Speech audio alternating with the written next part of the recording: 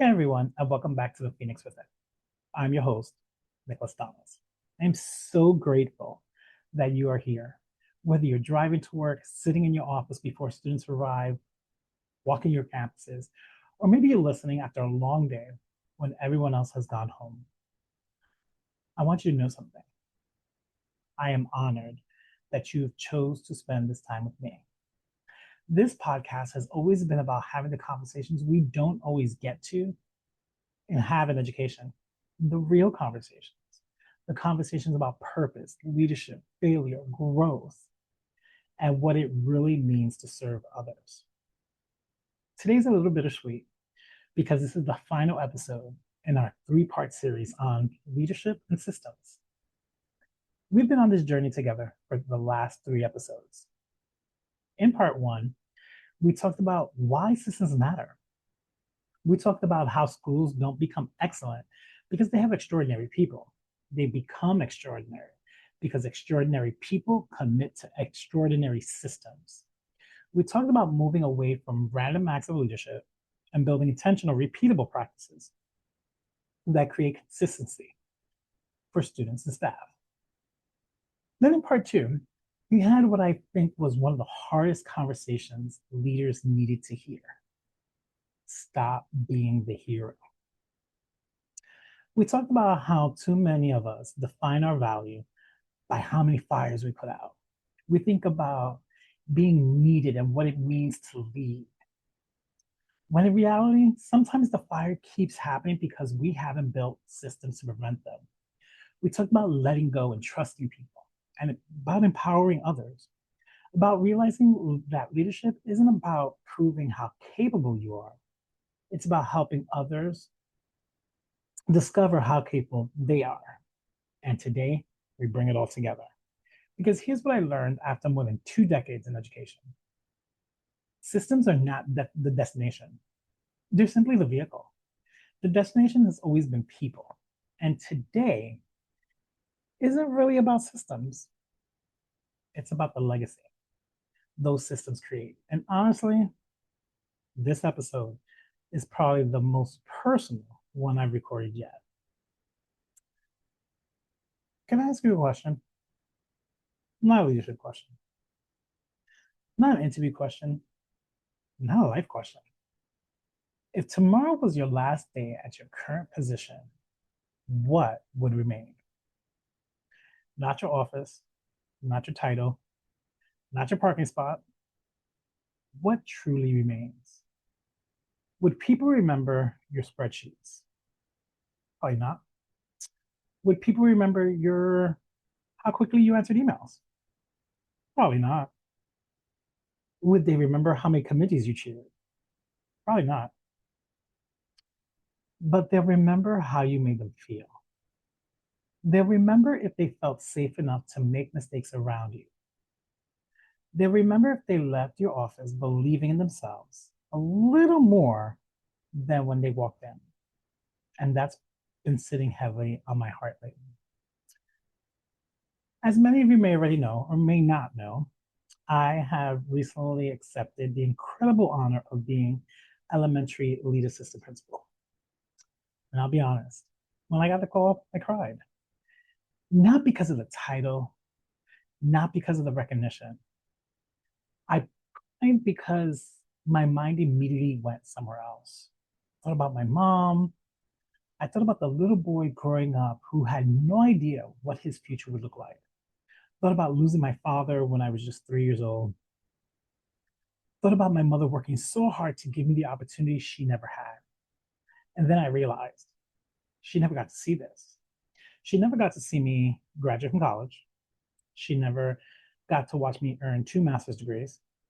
She never got to call me doctor. She never got to see me become an assistant principal. She'll never get to see me become a principal one day. There are moments when that hurts more than I can put into words. But then I remind myself, everything I am started with someone who believed in me before I believed in myself. And isn't that what leadership is? Believing in people before they see it in themselves.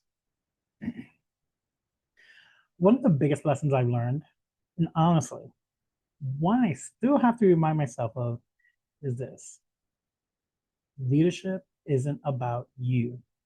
It's never been about you. It's about people you serve. When I first became an assistant principal, I thought my job was to have all the answers. I wanted to prove I deserved to be there. So I worked longer, answered every email, solved every problem, stayed late, came in early. Something needs to get done, I do it. Not familiar? Maybe some of you are smiling because you've been there too. But one day I found myself sitting in my car after work, completely exhausted, not just physically, emotionally, mentally, spiritually. And I remember asking myself, is this really what leadership is supposed to look like? Is this what it's supposed to feel like? Then it hit me. I wasn't exhausted because leadership was hard. I was exhausted because I built a system where everything depended on me. That wasn't leadership. That was dependency. If you listen to all three episodes, if you remember one thing, I hope it is this: healthy systems create healthy leaders. Healthy systems create healthy teachers. Healthy systems create healthy schools, and healthy schools change children's lives. That's why systems matter. Not because they're organized, not because they're efficient, not because they make us look good. Systems matter because they remove barriers so people can focus on what matters most: relationships, learning, growth, hope, love, sacrifice. Systems should never replace humanity. They should protect it. One day, every one of us will leave. We'll retire, we'll get promoted, we'll move on. Life will happen. So ask yourself, what story will people tell? Will they say they answered every email, or they believed in me? Will they say they worked harder than anyone, or they taught me how to become a better leader? That's the difference between management and legacy. As we close this leadership and systems series, I don't want you thinking about a checklist. I don't want you to think about another leadership book. I want you to think about one question: who is becoming a better leader because of you? Not because you told them what to do, because you showed them they were capable. That's leadership. That's systems. That's legacy.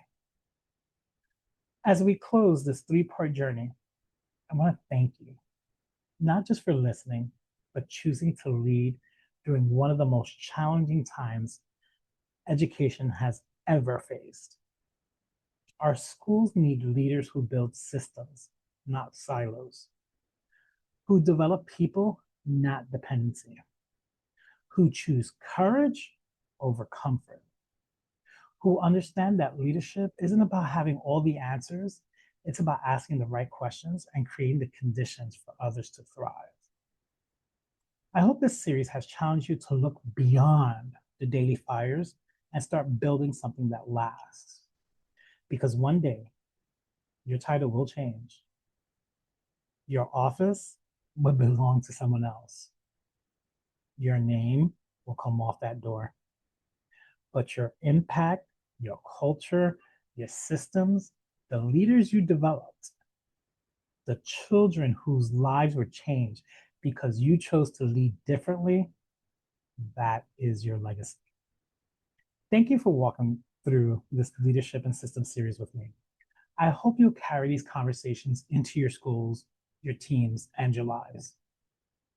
Until next time, remember, leadership isn't about being the hero.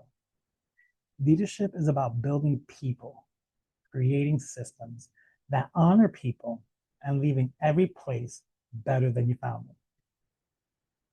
I'm Donis, and this has been The Phoenix Within. Keep rising, keep serving, keep building leaders. And never forget the strongest legacy you'll ever leave isn't found in what you accomplished, but in the people who accomplished great things because you believed in them. Until next time.